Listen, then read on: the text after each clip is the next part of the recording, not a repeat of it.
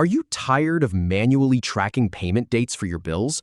Learn how to set an expected payment date in Zoho Books in under 2 minutes. First, open your bill, then access the expected payment date option, and finally, save the changes.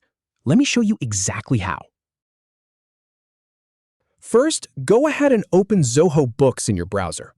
Then click on Purchases in the left sidebar. Now click on Bills to see the list of bills. Click on the bill dated 28 June 2026 to open it. Then click on the 3-dot menu icon. From that menu, select Expected Payment Date. Now click on the 31st to set the expected payment date.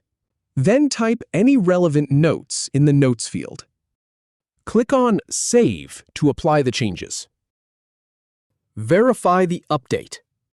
If you have any feedback or if any info is inaccurate, please leave a comment below. We'll do our best to answer or redo the video if needed.